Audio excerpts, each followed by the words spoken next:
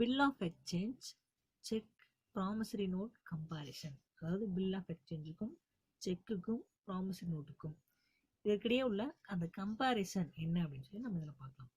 First one, bill of exchange definition. So bill of எக்ஸ்சேஞ்சுக்கு என்ன definition கொடுக்குறாங்க அப்படின்னா, பில் ஆஃப் எக்ஸ்சேஞ்ச் என்ன சொல்லுவோம், அதாவது இந்த மாற்று சீட்டு, சரிங்களா. So according to section 5 of the negotiable instruments act. So negotiable instrument act வந்து டெஃபினேஷன் கொடுக்குது. என்ன சொல்லுது அப்படின்னா, a bill of exchange is an instrument. So நமக்கு தெரியும் bill of exchange it is an instrument, ஏதோ ஒரு ஆவணம் இல்லைங்களா. in writing containing an, அதாவது எழுதப்பட்ட ஒரு ஆவணம். an unconditional order signed by the maker directing a certain person to pay a certain sum of money only to or to the order of a certain person or to the bearer of the instrument. அதாவது இது வந்து ஒரு எழுதப்பட்ட ஆவணம் இல்லைங்களா. இது ஒரு எழுதப்பட்ட ஆவணம். இது அதுவும் இல்லாமல் நிபந்தனையற்ற ஒரு ஆணை, சரிங்களா. சைன் பை, யார் இதை எழுதுறாங்களோ அவங்க வந்து சைன் பண்ணியிருப்பாங்க. Directing a certain person to pay a certain sum of money only to or to the. So இதில் பார்த்தீங்க அப்படின்னா சர்டைன் அமௌண்ட் வந்து இவருக்கு இவ்வளவு கொடு அப்படின்னு சொல்லி எழுதப்பட்டு இருக்கும், சரிங்களா. Then to the order of a certain person or to the bearer of the. So யாருக்கு எழுதப்பட்டு கொடுக்குதோ அவங்களுக்கு கொடுன்றது அர்த்தம். அப்படி இல்லை யார் இது கொண்டு வந்து கொடுக்குறாங்களோ அவங்களுக்கு கொடு அப்படிங்கிறது தான் இந்த பில் ஆஃப் எக்ஸ்சேஞ்சுக்கு மீனிங், சரிங்களா. ஸோ இதுதான் பில் ஆஃப் எக்ஸ்சேஞ்சுக்கு உண்டான ஸ்பெசிமென், சரிங்களா. இது அப்படியே ஒரு கிளாஸ் பாருங்க.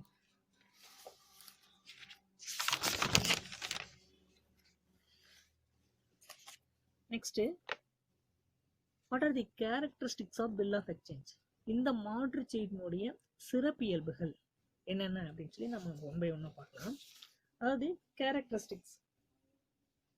First, a bill of exchange is a document in writing. So bill of exchange அப்படிங்கிறது என்ன, எழுத்து வடிவில் எழுதப்பட்ட ஒரு ஆவணம் இல்லைங்களா. தென் the document must contain an order to pay. அதாவது இந்த மாற்று சீட்டில் என்ன இருக்கும், ஆர்டர் டு பே, யாரு வந்து கேட்குறாங்களோ இல்லைங்களா அவங்களுக்கு கொடு அப்படின்றத இந்த டாக்குமெண்ட்னுடைய order. Then the order must be unconditional. அதே மாதிரி இதன் ஆர்டர் எப்படி இருக்கணும் அப்படின்னா அன்கண்டிஷனல், நிபந்தனையற்ற ஆணை. Then the instrument must be signed by the person who draws it. So இந்த இன்ஸ்ட்ருமெண்ட், இந்த ஆவணத்தை யார் எழுதுறாங்களோ அவங்க என்ன பண்ணியிருக்கணும், அந்த ட்ரா வந்து என்ன, அந்த டிராயர் என்ன பண்ணியிருக்கணும் அப்படின்னா சைன் பண்ணியிருக்கணும். Then the name of the person on whom the bill is drawn must be specified in the bill itself. Next one, fifth one பாருங்க.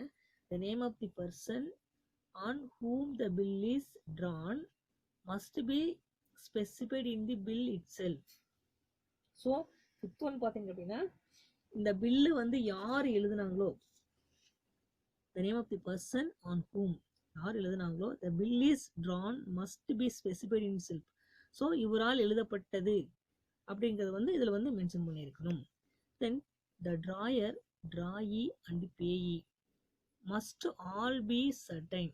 ஸோ இந்த பில் ஆஃப் எக்ஸ்சேஞ்சை பொறுத்த வரைக்கும் டிராயர், டிராயி, பேயி மூன்று பேருமே இருப்பாங்க இல்லைங்களா. A bill cannot be drawn on 2 or more drawees in the alternative because where liability lies, no ambiguity must lie. However, alternative payees are permitted in the law. So இதில் என்ன சொல்ல வரோம் அப்படின்னா, அதாவது மாற்றுச்சீட்டு அப்படிங்கிறது என்ன அப்படின்னா, இந்த மாற்றுச்சீட்டில் விடக்கூடிய அந்த கட்டளை, அந்த பணம் கொடுக்குமாறு கேட்குறேன் இல்லைங்களா. ஸோ அந்த பணம் கொடுக்குற மாதிரி கேட்கக்கூடிய அந்த இது எப்படி இருக்கணும் அப்படின்னா கட்டளையாக தான் இருக்கணும், சரிங்களா. அதாவது பணத்தை தவிர வேறு ஏதாவது ஒரு பொருளை கொடுக்கணும் அப்படிங்கிறது இதுல இருக்கக்கூடாது. அதுதான் வந்து இந்த 6th பாயிண்ட்ல சொல்றோம், சரிங்களா. சரி, நெக்ஸ்ட் பாருங்க. The amount that is required to be paid must also be specified in the bill. So அந்த பில் ஆஃப் எக்ஸ்சேஞ்சில் எவ்வளோ அமௌண்ட் கொடுக்க சொல்லியிருக்காங்களோ அந்த அமௌண்ட்டு மட்டும் கொடு அப்படிங்கிறது இதனுடைய கான்செப்ட்.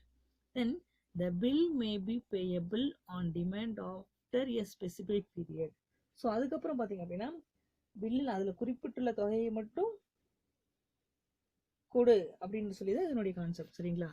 எப்போ தேவைப்படுதோ எப்போ கேட்குறாங்களோ அப்போ கொடுன்றது மட்டும் இதனுடைய concept. Then next, it must comply with the formalities regarding date, consideration, stamp etcetera. So அதுக்கப்புறம் பார்த்தீங்க அப்படின்னா இதில்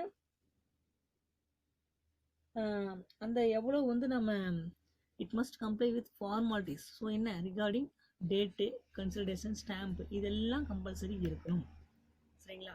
ஸோ இது எல்லாமே பார்த்தீங்க அப்படின்னா இந்த பில் ஆஃப் எக்ஸ்சேஞ்சில் இருக்கப்பட வேண்டிய மிக முக்கியமானது. சரிங்களா?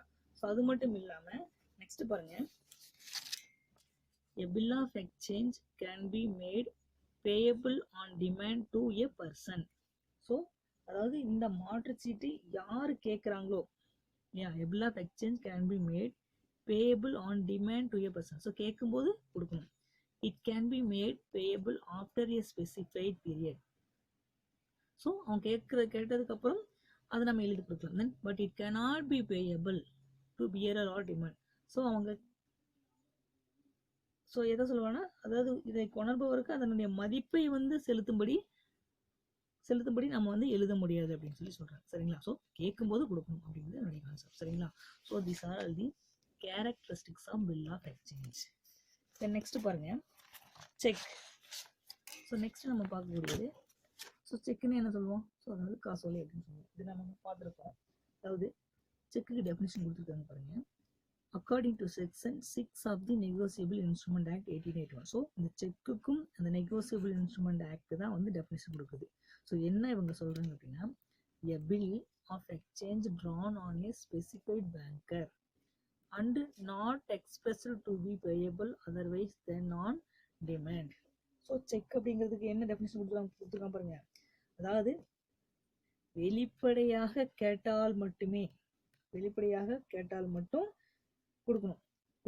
எப்போதும் வந்து என்னக்கூடாது, பணம் தரக்கூடாது அப்படின்னு சொல்லி வாடிக்கையாளருக்கு வந்து யாரு வங்கியின் மீது எழுதக்கூடிய ஒரு ஆவணம், அந்த மாற்றுச்சீட்டு தான் என்ன சொல்றோம் அப்படின்னா செக் அப்படின்னு சொல்றோம். என்ன சொல்றோம் செக்குக்கு? அதாவது வெளிப்படையா கேட்டால் பணம் கொடு அப்படின்னு சொல்லி வங்கியிடம் கேட்டால் மட்டுமே, யார் கேட்பா? அந்த வாடிக்கையாளர் வந்து உத்தரவிட்டு கேட்டால் மட்டுமே வங்கி கொடுக்கணும். சரிங்களா? ஸோ அதை தான் வந்து மாற்றுச்சீட்டு, அதாவது அதுதான் வந்து என்ன செக் அப்படின்னு சொல்லி சொல்றாங்க. ஓகேங்களா? தென் பாருங்க, இதுதான் செக்கினுடைய ஸ்விஸ்மேன் காப்பி பார்த்துக்கோங்க. நெக்ஸ்ட் பாருங்க, இந்த செக்கினுடைய ஃபியூச்சர்ஸ் என்னெல்லாம் அப்படின்னு சொல்லி பார்க்கலாம். ஸோ ஃபர்ஸ்ட் பாருங்க, instrument in writing. So instrument in ரைட்டிங்னா இது எப்படி இருக்கணும்? செக் எப்படி இருக்கும்? ஸோ ரிட்டன் பேசிஸில் தான் இருக்கும், எழுத்து வடிவில் தான் இருக்கும்.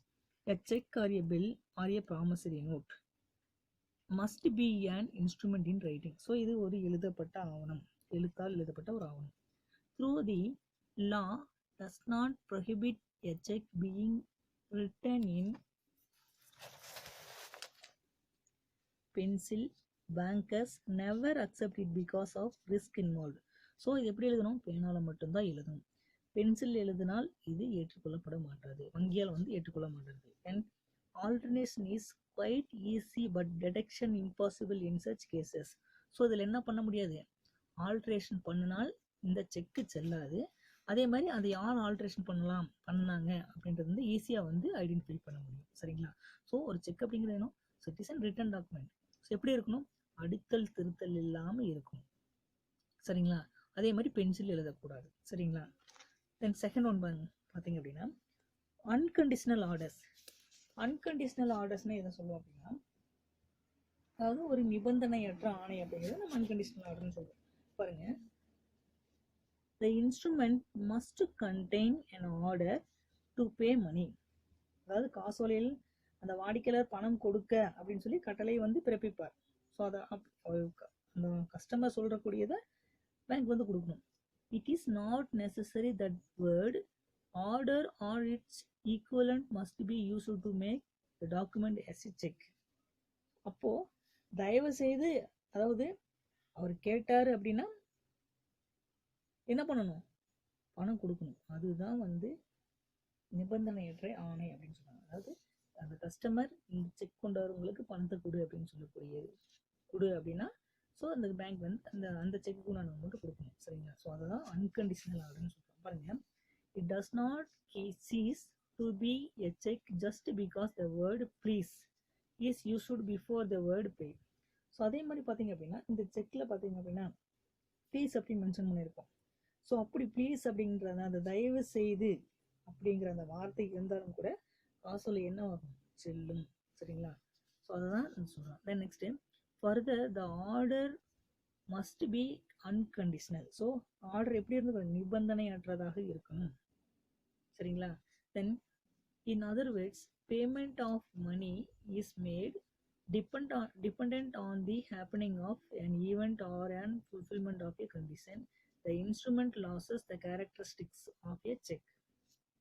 ஸோ இந்த மாதிரியான சுச்சுவேஷனில், அதாவது பேங்க்கில் பணம் பெறக்கூடிய அந்த நிபந்தனையை வந்து நிறைவேற்றினால் மட்டுமே வங்கி அந்த காசோலை உண்டான பணத்தை வந்து கொடுக்கும்.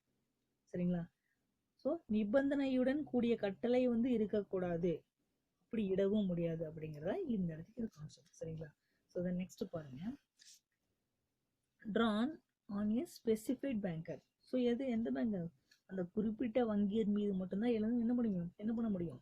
நம்ம செக் வந்து கொடுக்க முடியும். சும்மா எல்லா பேங்க்கும் நம்ம செக் கொடுக்க முடியுமானா கொடுக்க முடியாது. நம்ம ஒரு பேங்க்ல அக்கௌண்ட் வச்சிருக்கோம்னா அந்த பேங்க்ல மட்டும் அந்த பேங்க்கு கஸ்டமரா இருக்கக்கூடிய நாம அந்த பேங்க் நம்ம கொடுக்க செக்கை வச்சு தான் நம்ம என்ன பண்ண முடியும்? செக் கொடுக்க முடியும். சரிங்களா? ஸோ நம்ம அந்த செக்கை வச்சுட்டு நினைச்ச பேங்க்குக்கு வந்து நம்ம என்ன பண்ண முடியாது? செக் எழுதி கொடுக்க முடியாது. சரிங்களா? அந்த பேங்க் மூலமா மட்டும்தான் என்ன பண்ண முடியும்? கேஷை வந்து எடுத்துக்க முடியும். பாருங்க, the check is always drawn on a specified banker. So அந்த குறிப்பிட்ட வங்கியின் மீது மட்டுமே என்ன பண்ண முடியும்? அந்த செக்கை வந்து எழுதி கொடுக்க முடியும். அந்த பேங்க்ல மட்டும்தான் போய் பணம் எடுக்க முடியும். அதாவது அந்த பேங்க்னா ஸோ மற்ற பேங்க்ல எடுத்து ஸோ செக் கலெக்ஷன் போட்டு எடுத்துக்கலாம். சரிங்களா? a check vitally differs from a bill in this respect as letter can be drawn on any person including a banker. So அடுத்தது என்ன சொல்லலாம் பாருங்க, அதாவது அந்த வங்கியினுடைய எந்த கிளையில் வேணா என்ன பண்ணலாம்? வாடிக்கையாளர் வந்து பணம் வச்சிருந்தாலும் சம்மந்தப்பட்ட கிளையில் வந்து கொடுக்குற மாதிரி எழுதிக்கலாம். சரிங்களா? then the customer of the bank can draw check only a particular branch of the bank where has எந்த பேங்க்ல அக்கௌண்ட் வச்சிருந்தாலும் என்ன பண்ணிக்கலாம்? ஈஸியா நம்ம பணத்தை வந்துட்டு செக் கலெக்ஷனுக்கு போட்டு எடுத்துக்கலாம். சரிங்களா? ஸோ அந்த மாதிரியான ஆப்ஷன்ஸ் வந்து நிறைய இருக்கு. சரிங்களா? Next a certain sum of money only. ஸோ a certain sum of money onlyனா ஸோ அந்த நிச்சயமான ஒரு தொகை, அந்த தொகையை மட்டும் என்ன பண்ணிக்கலாம்? எடுத்துக்கலாம். பாருங்க, the order must be for payment of only money. If the banker is asked to deliver securities, the document cannot be called a check. அப்ப என்ன சொல்றான்? அதாவது certain sum of money, அதாவது வங்கியர் வந்து பாத்தீங்கன்னா ஒரு குறிப்பிட்ட தொகையை வந்து கொடுக்கும்படி ஆணை வந்து எடுக்கணும். அது தவிர அந்த செக்யூரிட்டி வந்து பாருங்க, the order must be for payment of only money, பணம் மட்டும் தான் கொடுக்கணும். then if the banker is asked to deliver securities, the document cannot be called check. securities கொடுங்க அப்படின்னா அது வந்து செக் அப்படின்னு சொல்ல முடியுமா? சொல்ல முடியாது. பணத்தை கொடுக்கறதுக்கு மட்டும்தான் அதுக்கு பேர் தான் செக். சரிங்களா? then further the sum of money must be in certain. then next பாருங்க, pay to be certain. அதுல pay to be certain அப்படின்னா எதை சொல்றோம் அப்படின்னா, அதாவது அந்த பணம் பெறுபவரை திட்டவட்டமாக யார் அப்படின்றது வந்து நம்ம குறிப்பிடணும். ஸோ certain person அது யாருங்கிறது நம்ம மென்ஷன் பண்ணணும். the check must be made payable to a certain person or to the order of a certain person or to the bearer of the instrument. So அந்த யாரு, அந்த நபர் யார் அப்படிங்கிறது வந்து தெளிவாக குறிப்பிடணும். the word person includes, அந்த person அப்படிங்கிறது யாரையெல்லாம் குறிப்பிடுன்னா like corporate, local authorities, associations, holders of office, institutions. So இது எல்லாத்தையுமே என்ன சொல்லலாம்? இவங்களையும் வந்து இந்த இதையும் கூட நம்ம என்ன சொல்லலாம் அப்படின்னா பர்சன்ஸ் அப்படின்னு சொல்லலாம். சரிங்களா? நெக்ஸ்ட் பாருங்க, signed by the drawer. So யாரு அந்த செக் எழுதுறாங்க பாத்தீங்களா? ஸோ அவங்க என்ன பண்ணியிருப்பாங்க? கட்டாயம் சைன் பண்ணியிருப்பாங்க. The cheque is to be signed by the drawer. Further it should be tally with the specimen signature furnished to the bank at the time of opening the account. So ஒவ்வொரு டைமும் அந்த பேங்க்ல அந்த cashier பணம் கொடுக்கறதுக்கு முன்னாடி அந்த drawer அந்த செக் எழுதி கொடுத்தாரு இல்லையா, அந்த அக்கௌண்ட் வச்சிருக்காரு இல்லையா, அவரு அக்கௌண்ட் ஓப்பன் பண்ணும்போது சைன் பண்ணி கொடுத்துருப்பாரு இல்லையா, அந்த ஸ்பெசிமென் காப்பியை பார்த்துட்டு தான் நம்ம அவர் என்ன பண்ணுவாரு? அந்த கேஷியர் பணம் கொடுப்பாரு, அந்த செக் பண்ண அமௌண்ட்டை கொடுப்பாரு. Then payable always on demand. So எப்போ தேவைப்படுதோ அதை ஸோ கேட்டவுடன் வந்து தருமாறு எழுதப்படுவது தான் வந்து என்ன பேயபிள் ஆல்வேஸ் டிமாண்ட் சொல்லுப்பாங்க. Cheque is always payable on demand. So எப்போ அதாவது கேட்டாங்க அப்படின்னா கொடுக்கக்கூடியது. சரிங்களா? ஸோ தருமாறு எழுதி தந்தா அதை வந்து கொடுத்துதான் ஆகணும். The words on demand are not used when the drawee bank is asked to pay at the time for its payment is not specified. It is considered to be payable on demand. So அப்போ என்ன சொல்றான், அதாவது காசோலை வந்து கேட்டவுடன் தருமாறு எழுதக்கூடியது தான் வந்து செக்குன்னு சொல்றோம். எப்போது தரணும் என்ற நாள் குறிப்பிட்டப்பட்டிருப்பின் அப்படிப்பட்ட கேட்டவுடன் கொடுக்கணும் அப்படிங்கிற கட்டளை வந்து தேவையில்லாதது. சரிங்களா? ஸோ அதை தான் சொல்றோம். ஓகேங்களா? நெக்ஸ்ட் பாருங்க,